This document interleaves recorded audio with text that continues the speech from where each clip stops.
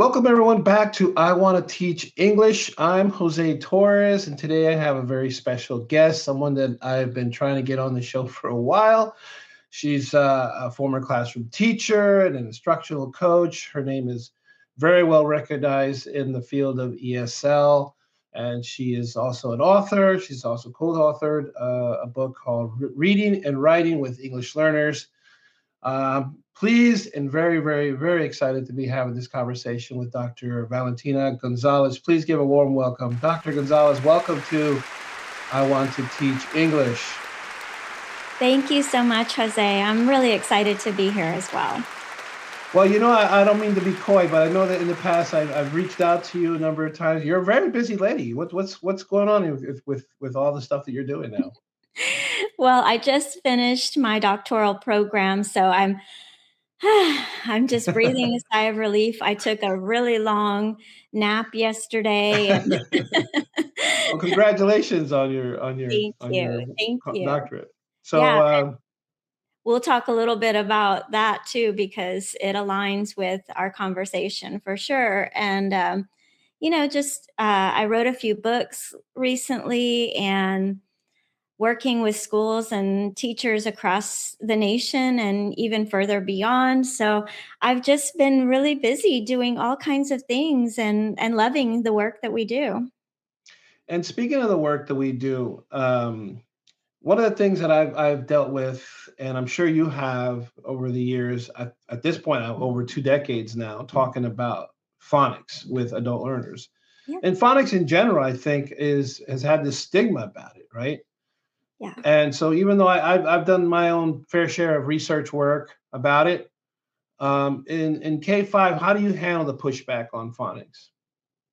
Well, I mean, I think that it's phonics is important. It's a foundational skill. It's a something that we all need, and it's more about how it's framed and how it's presented, how it's not only framed and presented to educators, but also to students, because it's not remedial, it's necessary, but it also has to be presented in the classroom as something that is connected to the learning, that it's part of speaking, part of reading, part of writing, that students aren't left to put these skills together on their own.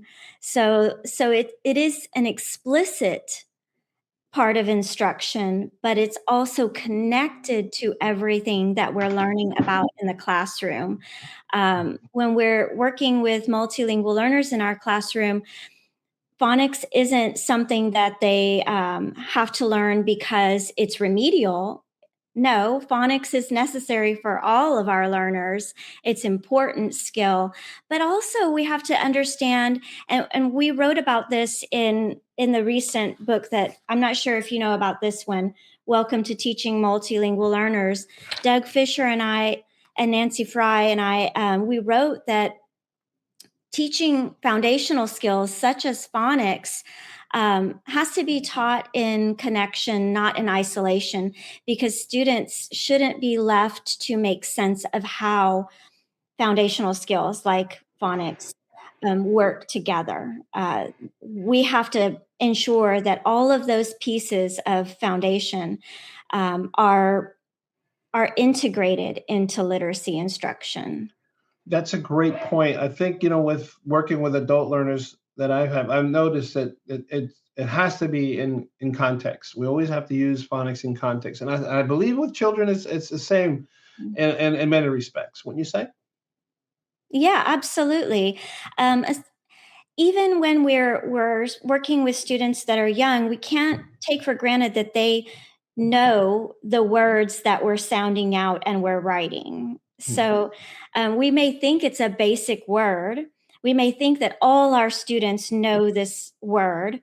But when we're working with multilingual learners, that may not be the case. So ensuring that they have that vocabulary, that they understand that we're producing oral language, that they're repeating the words, that they already know what this word means when we're sounding it out and mapping it out. Those are important things too. Sure, and I think like when we're dealing with the smaller kids, when you're especially in the K-5 area, there's a lot of absorption happening, right? And that's a little different than, well, I mean, I shouldn't say completely different, but in some ways it is when you have some children who are bilingual, for example, and essentially they're learning both languages at the same time, whereas you're dealing with adult learners where they already have their L1 established. For them, like the phonics piece it works a little differently, but it's equally as important. Um, and I would think that the strategies that one would use it would have to vary depending on the age group, wouldn't you say? I agree. And we also have to honor that phonics is just one piece of literacy and language. So when we're working with young learners, we want to make sure that they have that experience of the joy for reading and writing, and that we model so much of that for them, and that they're experiencing language and literacy and vocabulary, and all of that is, part of literacy instruction. The joy is part of that. Phonics is, just one piece of that puzzle.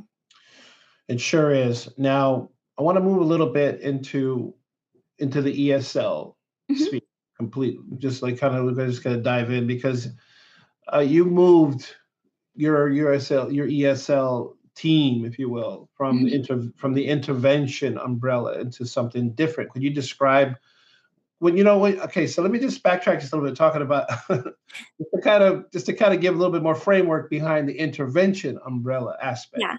because then we're categorizing students and putting them in a place where, like, oh, they need to have all of these interventions, if you will. Hmm. But we've moved from that, at least in your perspective, we've moved from that because to have more success. Can you talk to that a little bit and kind of clarify what that is for some people who may not be familiar with that mentality?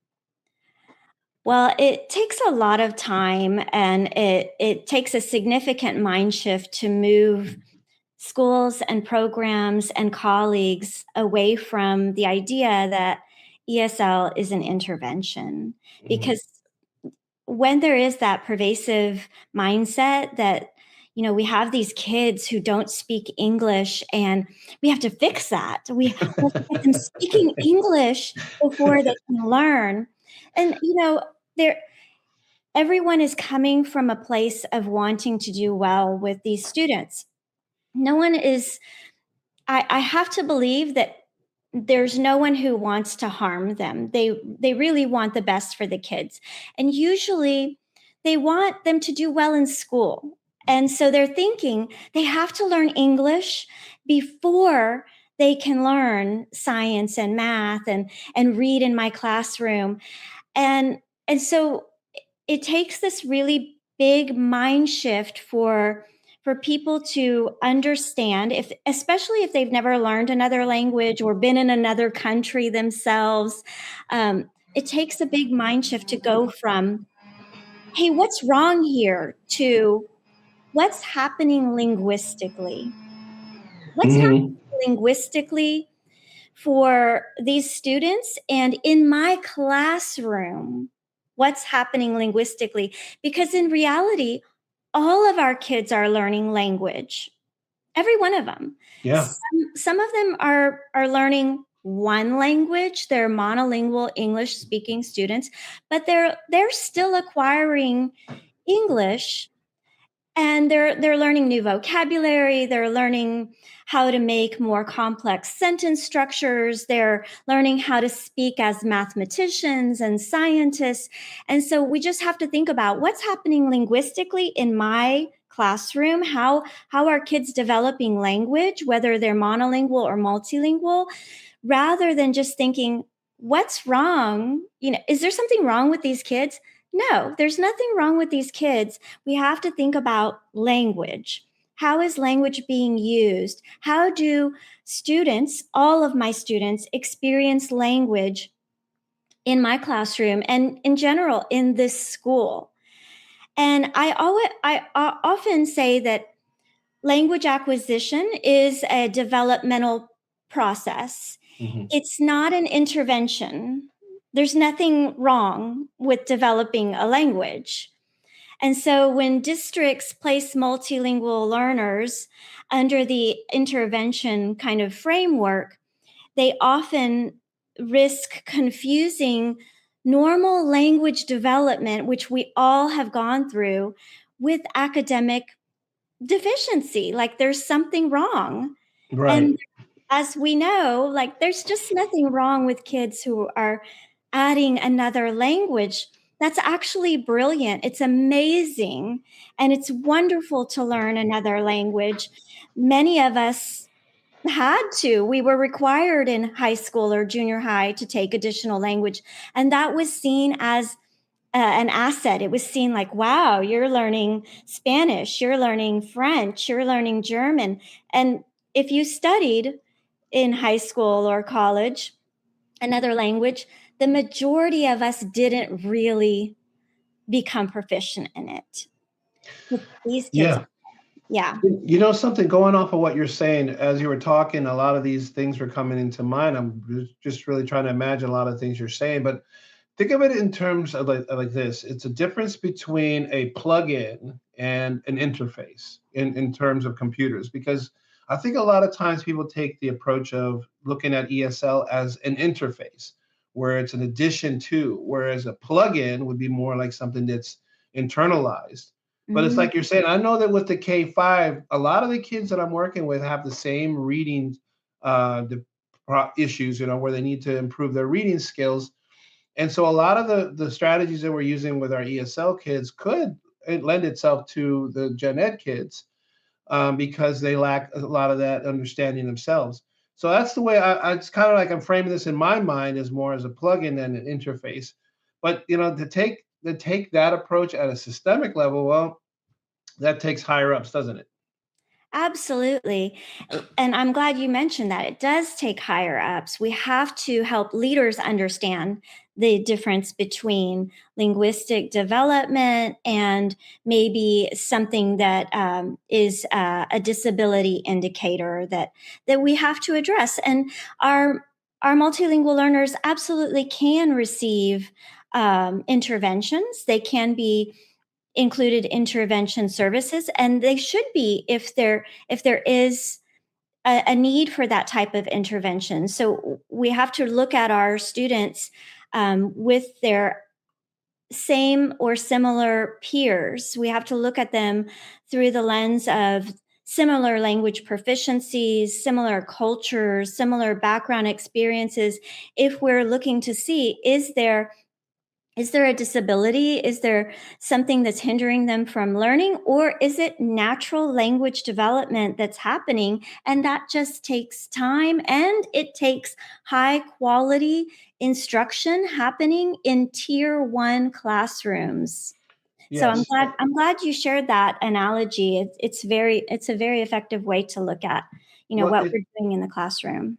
because a lot of the mindset is antiquated, and we need to get caught up with it. Technology is moving at its pace, right? Mhm. And I don't want to make, I don't want this to seem like, oh, the leadership has to make, sound calls on decisions on this, and it's all rests at their feet. That's not what I'm saying.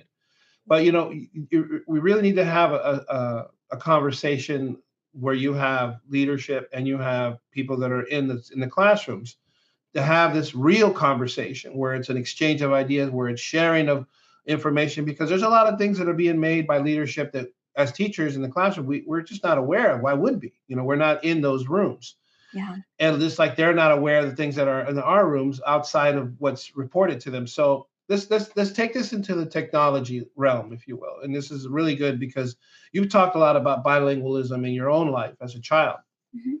And so here's the danger. I think that if people in positions of, where they can make decisions that'll affect the schoolhouse, you have things like AI, right? And you have, in today's world, a lot of kids use AI not just for translation, but they're using that to kind of bridge the gap between the way, it makes their L1 function in the L2 without really doing the work, if you will.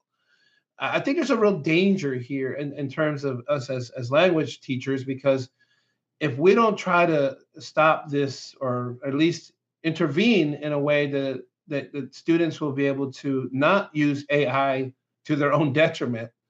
I mean, that schools are starting to take some of the, they're starting to take some steps, like this is a nationwide thing where teachers or schools are taking cell phones away from the kids. And those are the older kids, but like for the littler kids, I mean, there are other issues there, but AI is definitely something we all need to be very cognizant of.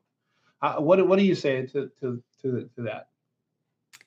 I am also scared when you see danger, and when you see danger, I didn't mean to scare you. no, I agree. I am also scared, and this is a really important question we should be asking ourselves, and educators should be talking a lot about, because AI can be a powerful tool, but we have to be aware of its limitations and dangers in language development, and how it can hinder language development. Because as humans, language development is an internal process, and it has to be developed within the human.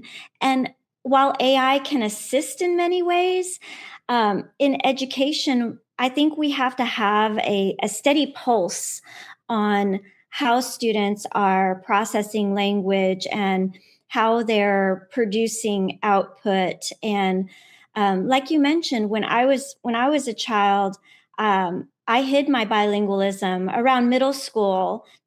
I don't think my teachers knew I was bilingual, and that because I was very silent, I was very quiet, and I didn't share my other language. I tried to fit in with everyone else, and I think that with AI, it can become a way where students can also um, hide their language acquisition, and um, maybe it AI is something that we can use as a tool to help us support language learners. And there probably are some ways that students can use AI too, but we have to be really careful about using it as a language development um, technique, or it's just Substitute. moving so fast, Yeah. and it is scary. It is. I think kids will, especially since there's such emphasis now on the writing aspect. That's the writing skill. I think is kind of front and center. At least that's the way I perceive it to be. And so kids could use AI more as a mask. You know, they like to hide the fact that they're not really kind of getting it, and they're using AI as a tool, as you say, but really just kind of just as a cudgel, really, to kind of hide, as you were pointing out with your own situation. You know, that maybe just kind of mask it to fit in. Yes, I think that it's just evolved. The way that students can become invisible has evolved into technology as well. And so um, there may be ways that AI can mask language development that we don't even realize yet. Yeah. Yeah, no, you're absolutely right. And think with social media and platforms, people can really hide. And it's just a sense of anonymity, right? And on all these and all these platforms. However, there is some place where they just can't hide, and that is in reading, right? So we talk about the science of the reading gap. And the common critique of that science of reading is that it is largely formed by native speakers. So in your K-5 work, what is the most significant pivot a teacher can make when applying these phonemic principles, if you will, to a student who is simultaneously building a basic English vocabulary? So they're still trying to navigate their own understanding Yeah. and reading. This is not unique to ESL kids. We know this. Yeah. So what would you say to this about this critique? You know, the science of reading is not new. It's a body of research on reading. And I think it's important for us to recognize that, to ask a lot of questions and to realize that multilingual learners were not included in the majority of the research. And so the biggest pivot I would like to see us make is just recognizing that phonemic awareness and the decoding are not separate from meaning making for our multilingual learners. And that's critical. Just realizing that meaning making is part of the process of phonemic awareness and decoding. Teachers can have excellent instruction in phonics, but then when it comes to that oral language, allowing students to process, discuss, understand the vocabulary, make meaning, that's where we want to make the biggest pivot for our multilingual learners. And infusing that with students' first languages as well, making sure that we're inviting our students' full linguistic resources. And here's where my research came into play, because my research was on K to third grade literacy teachers' perceptions of emergent bilingual students' first languages and the impact on literacy instruction. And one of the findings was that teachers do believe that students' first languages are assets, which is wonderful. But the tension was in how that played out in literacy instruction because of the systemic barriers, because of the resources that they had, the curriculum, the pacing, the support from administration, professional development, all of these things that teachers need in order to put those beliefs into play were not there. And so then it became a lottery system of, if you had this teacher that had really good understanding of how to teach multilingual learners who have another language under their belt, that have linguistic resources other than English, then you're going to have really great instruction in the classroom. But if you have a teacher who has great, beliefs about languages, but doesn't really understand how to use that in the classroom, then your instruction is going to be different. Right, and I think culture plays a big role in this. And I've long said this: the language and culture are inseparable. And you can really just, even with English speakers, if you're a standard English speaker, like from the Northeast, for example, and you're listening to somebody from the Deep South, or you're listening to somebody from like the islands, or somebody from England. I mean, there are cultural nuances that are just going to get lost, and you're just not going to understand some of it. Let's just be realistic. And for a little kid who is, more immersed in their home country culture, and a lot of things that are said in English that are, kind of like tongue in cheek, or they're idiomatic, those will just fly right over their heads. They're not going to get a lot of that stuff. So a lot of meaning is just not being understood just at a cultural level. Wouldn't you say? 100%. Children are often thinking in their first language. Mm-hmm.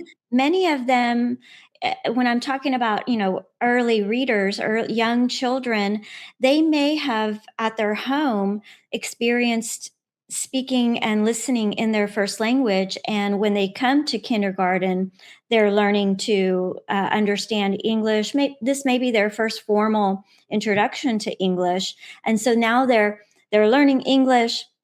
They're learning to read and write in English. So all of that meaning is happening at the same time as they're being introduced to reading and writing in English as well. And so it's not, literacy development is never just about that sound system.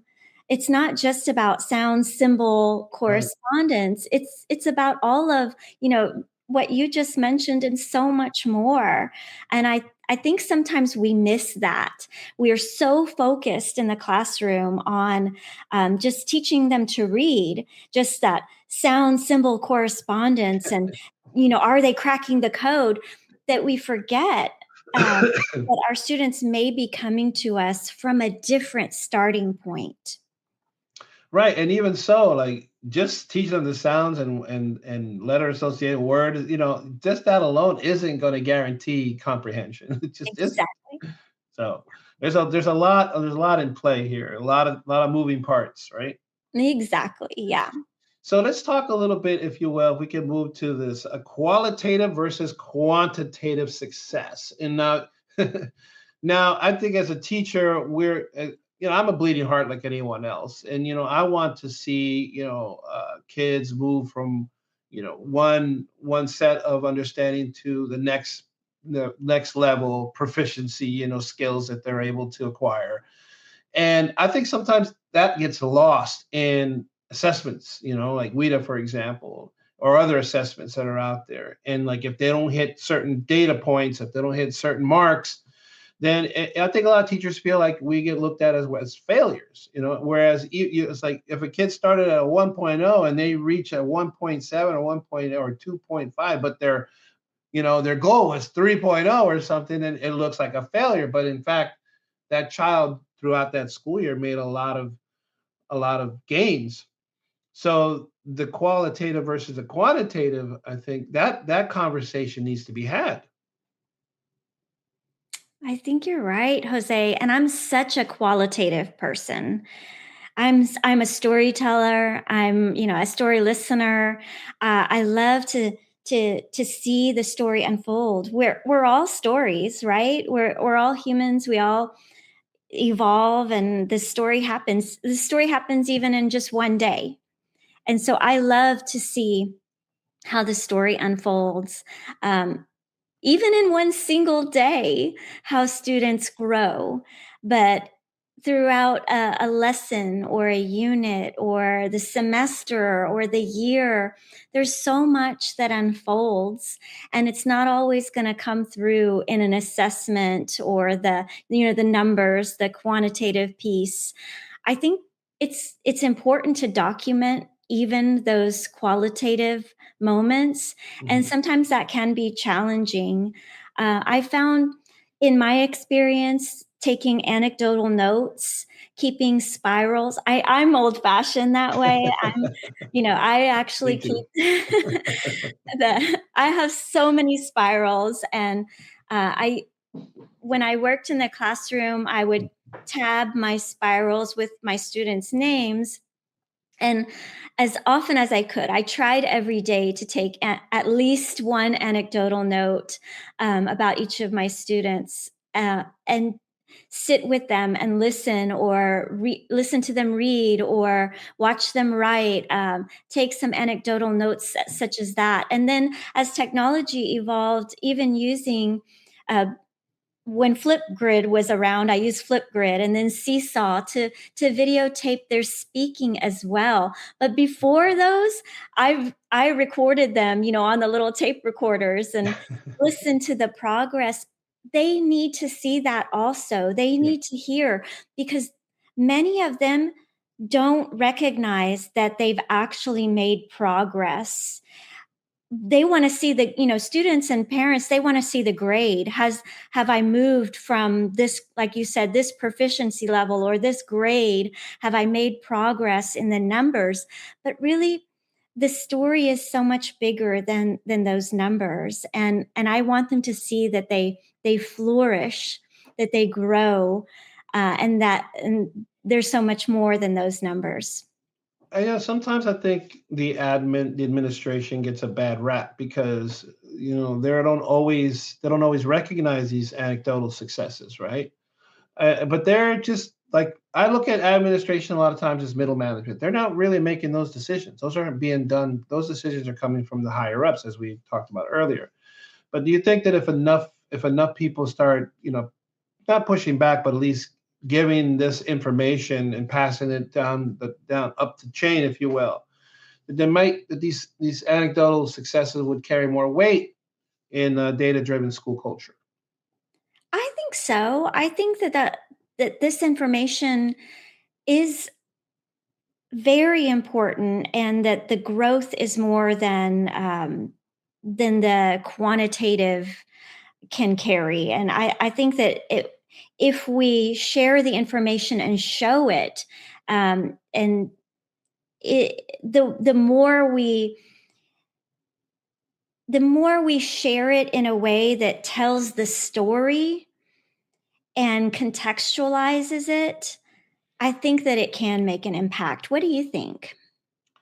Well, let's not forget a lot of administrators are, former teachers themselves. So, I mean, they're not in these particular roles just out of the blue sky. I mean, Right. most of them have done time in the classroom. So I found, at least in my experience, the administrators will say, okay, they kind of buffer a little bit from what's going from the higher ups to the teachers level, and so they understand that these anecdotal data points, if you will, Mm-hmm. are relevant and they do matter, and they will give recognition to teachers at the school level.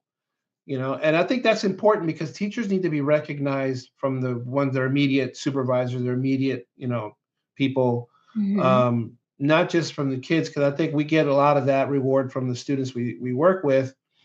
um, but yeah, definitely has that conversation has to happen at a much higher level. Mm-hmm. And I think there might be some movement there, just given some of the latest data that we're tracking and what we're talking about in meetings and whatnot.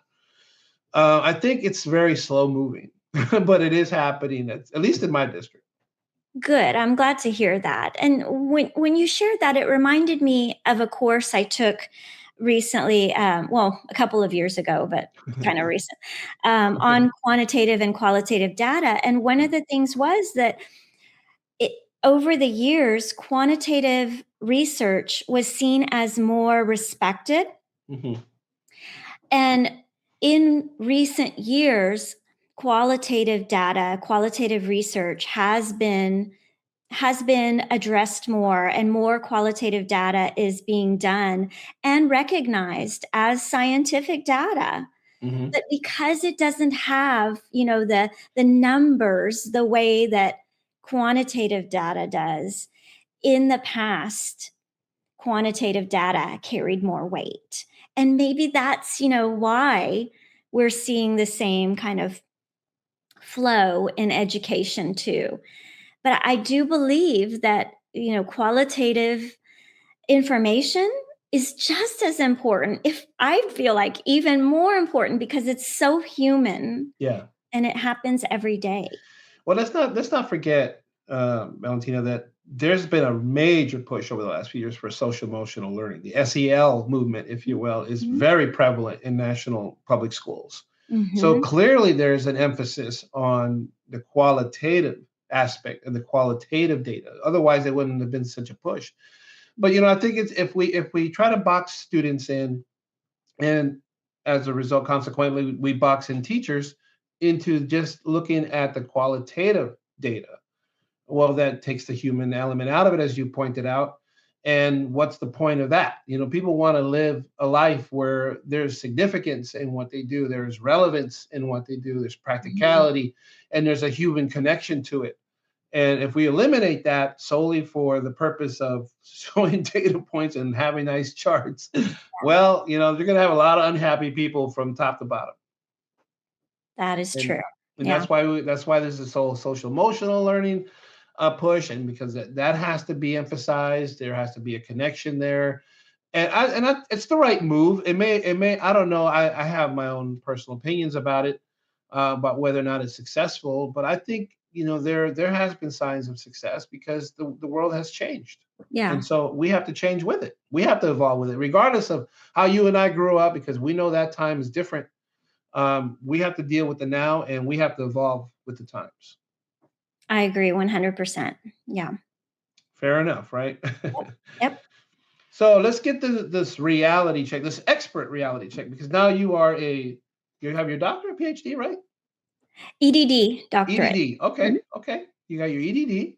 Mhm. So many academics in higher ed are far removed from this daily heat of the classroom. I'm not suggesting that people with high degrees in academia are completely oblivious to everything that goes on in the classroom. I'm not suggesting that, but let's be realistic. They're not in there all the time, every day, 5 days a week. If you can mandate one specific field experience for an ESL researcher, for example, to ground their theories in reality, what would it be? Oh, it's hard. That might be a curveball. I'm sorry I threw it. It wasn't like I didn't preempt you with this. I know, but still, I feel like it's hard to choose just one. But I agree. I agree that it's important for us to always stay grounded and to come back to the work, to the classroom, to live in it, to be part of it, and not to just visit it, for an observation. Yeah, that seems to be the standard where they show up maybe a day, maybe two, Yeah. they have a debrief, and then you don't see them again. Yeah. They don't build any kind of relationship with the classroom at all. The kids don't know who their names are. Who's this Yes. person in here? And they're in and they're out. Yes. And I don't think that's effective. But I'm going to, and the reason why I'm not going to just choose one to give you is because I think that it's better to give options to researchers or professors. It's better to give options because I feel like there's no one size fits all. It needs to be something that will fit the personality and the needs of a researcher or professor. So I'm going to say that one effective way to stay in close touch and understand the needs of our field and the needs of education currently would be to plan with teachers, to plan with a group of teachers. And this is routine planning, not just one-time planning, but actually be in a system where you're meeting with them, one set of teachers, so you build a community with them, understand you're listening, like to hear what's happening in this school system, what's happening in their lesson planning, what are their challenges, what are their successes, and cultivating that community with them, and being a voice as well, not just listening, but actually actively planning with them. I'm going to say also observing teachers, but not that one time observation, really, really going into the classroom and making a routine of observing and having an eye for, again, the strengths and the challenges in the classroom, not evaluating teachers, but being an observer to analyze language in the classroom through that multilingual lens. How is language being used? What are the linguistic systems that are happening? What are some linguistic challenges systematically that we're seeing? And then being part of the district as far as possibly substituting. I think I saw do you know Larry Ferlazzo? Yes. Well, I know who he is. Okay. So I think I saw Larry Ferlazzo recently share an article about uh, I think he's a superintendent who substitutes regularly in his school district. And I think that is a great way to stay connected as well. Substituting, can give you a variety of experiences and understand what's happening in the school system as well. I don't think that I don't think that we can stay connected with education if we're not putting our feet in the classrooms and joining hands with educators and putting the pencil to paper with the planning process and understanding what's really happening in the system. I think that's a very, very important point that you make, and it's something that I, as teacher, and I'm in the trenches, that I've observed myself. Where you have people in a school building that seldom ever go into the classroom unless they're observing or unless they're bringing something. And these are people who have spent many years in the classroom. I've always felt like if it takes a village, if we're all in on it, if we're all invested in the outcome of the school and how our students are growing, everyone really, it should be an all hands on deck type of mentality. And let's not kid ourselves. In a lot of colleges, the deans are always teaching a class. That's just part of how they function. So I've had principals in my past, in my tenure, that have taught a class, not necessarily for long term, but because if one of the teachers got sick, I had a principal once. She would run that class for a couple of periods a day. You know, Yeah. the principal is a very demanding job, and one that is very there's not a lot of time to spare. So I get it, but you have to keep your feet in the stream, in order to know what's really going on. And I agree with you about the people that are the researchers. They should spend a little bit more time in the classroom, or at least have a relationship with maybe a scholar practitioners like myself. I'm more than happy to work with other people who are doing research because I do it myself. So if you can establish some kind of you know connections with people like that, or you yourself. I mean, let's face it, every class now they all want to have everybody wants co-teachers, right? You mean no shortage of a school that'll take you and say, hey, you volunteer to put in a month or two as a co-teacher, they'd be more than happy to take you. Get all the research you want there. Yes. And I'll just throw in, yes, I volunteer in schools around me. And one more thing I can say that has helped me personally and is just tutoring students. And I just do it for free. I find people in my community around me, and I volunteer to help them learn English. And in turn, they help me learn their language. And that's Yeah. the way I phrase it. I just say, do you want to learn English? I want to learn Spanish, or, whatever language they speak. And so I had been working with a student who was 16 years old, and she was teaching me her language. She was teaching me her language, and I was teaching her English, and it was reciprocal. And she felt like, this was her way of helping me, and I was helping her. But for me, it was a way to understand and practice um, new strategies and old strategies as well. Yeah. Yeah. Yeah. I mean, look, there's more than one way to slice a tomato, right? There's Yep. ways that we can approach these things. Now, here's another question that I have for you, and it has to do with advocacy and Hmm. the whole notion of advocacy exhaustion, because you can lead, you can lead from the hallway, right? An educator finds themselves, it can be this whole notion can be very emotionally taxing. So how do you balance the drive to change the system with the practical need to protect your energy for the students that are sitting in front of you every day? Because this is something, I mean, I consider myself an advocate in a lot of ways. But I'm also a full-time teacher, and I have to be in the classroom, and I have to plan, I have to co-teach, and I have a lot of things on my plate. But I still manage to do programs like this and other things to try to advocate for a better system. But how do you do this? I mean, not everybody's going to be like me. Yeah. I think this is a great way to advocate. You're advocating by sharing ideas, promoting multilingualism, but there are so many ways to advocate. And advocacy exhaustion is a real thing. I think we have to recognize that advocacy can be big and small. It can be supporting a student, um, helping a family, sharing multilingualism in our school systems.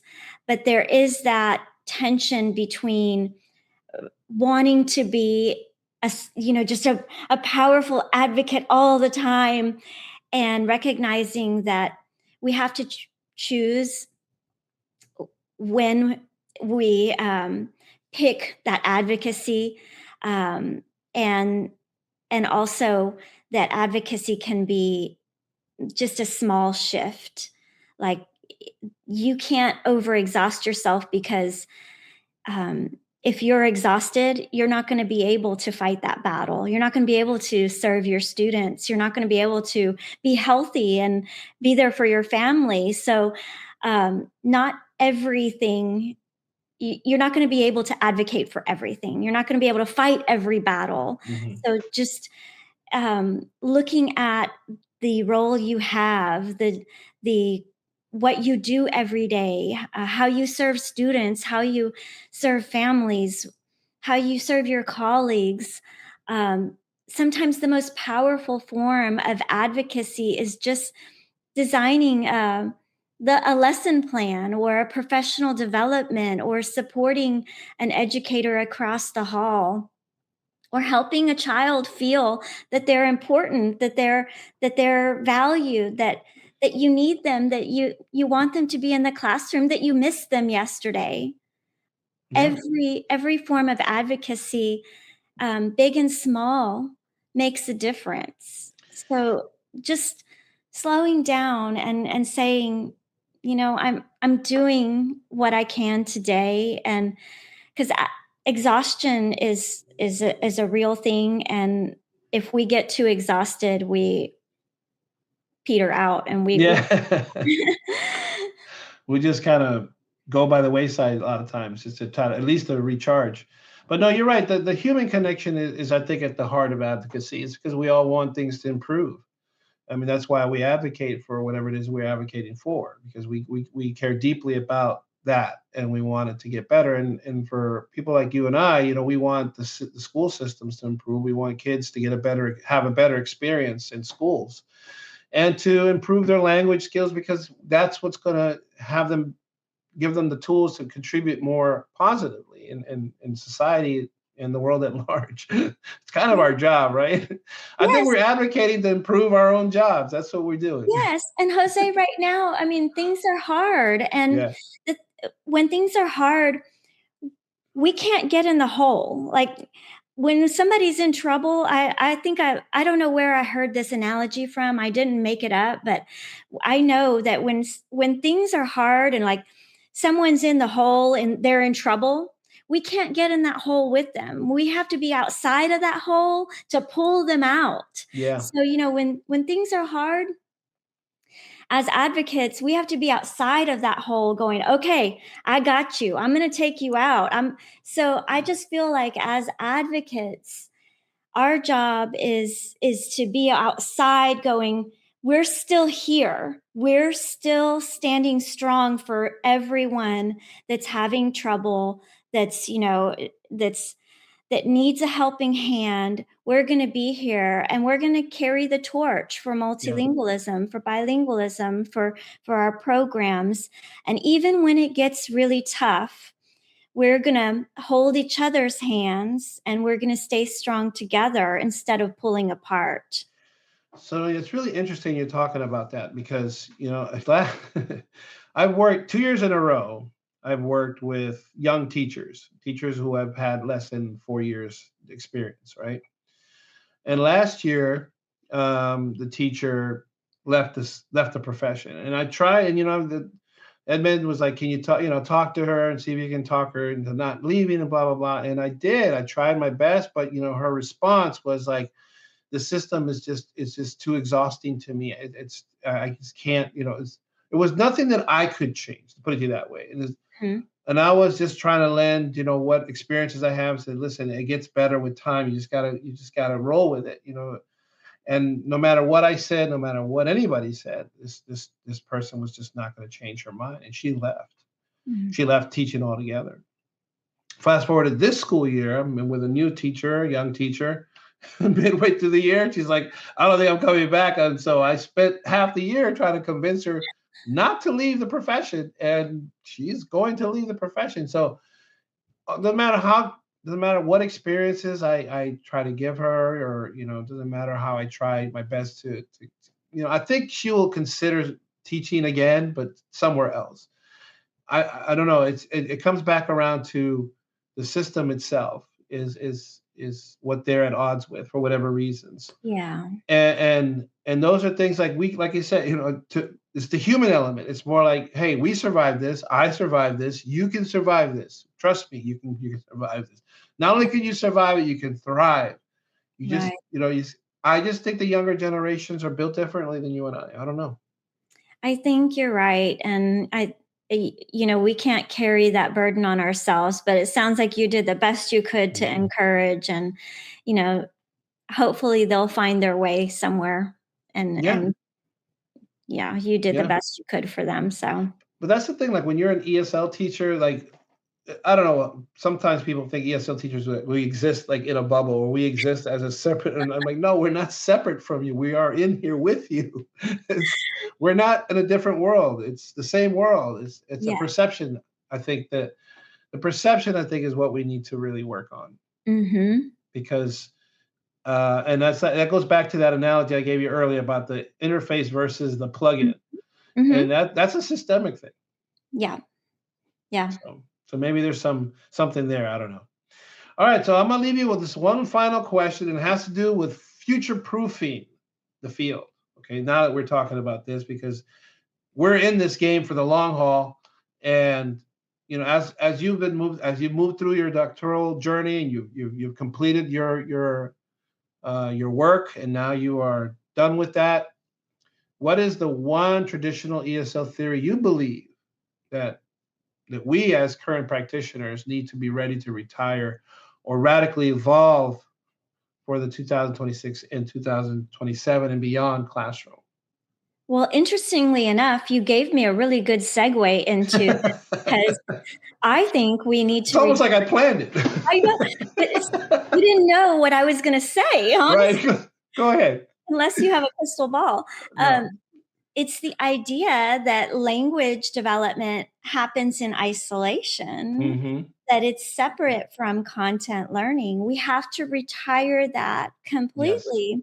I We're not a agree. silo, where Mhm. the separation has shaped much of ESL practices for decades, and we have to let go of that. We have to recognize that the future requires us to fully embrace language development, language acquisition, so that all of our classrooms, Tier 1 instruction, is authentically including and infusing listening, speaking, reading, and writing, and that we're not pulling apart and isolating language acquisition and language development into a separate section of our day.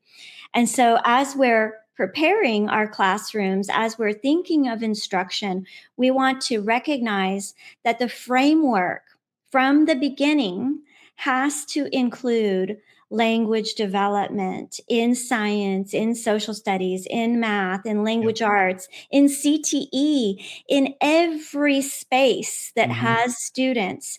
Monolingual or multilingual language development is not a prerequisite to learning academics. It is simultaneous, it's part of the process. Language happens with academic learning. I think you said that beautifully, honestly. And you are absolutely right. It's almost like, and if I could use a football analogy, you have your special teams, you have your defense, and you have your offense, right? If you all are working together and you're all doing your jobs right, then the team will have success. And I know it sounds cliche, but the school team has to function the same way. It can't be where like you guys are doing your own thing and I'm over here doing my own thing and they're doing their own thing. It's got to be everybody's got to be on the same page. And I know it sounds easy to say, and it's really complicated in real life because you have personality differences, you have philosophical differences, you have all kinds of differences between people who may or may not necessarily want to work together. But I've had this conversation with Dr. Andrea Honixfeld. We talked about this, and it's like you have to leave that personal stuff at the door. When you enter the classroom, you're going in professional mode. You are there to do a job. This is not personal. I have no qualms with the person that I'm working with or anyone else on the team on a personal level. We have a job to do. And if you approach it that way, you will have way more success. But I think, in the climate of most schools, people take things very personal. You're right. And I think that football analogy hits it right on the head. I love that. Hmm. It's teamwork. It's Teamwork teamwork. makes the dream work. And it will have, I think the schools that have the most success are the ones that can separate the personal from the professional Yes. and just really just dig into what that is and the goal in mind.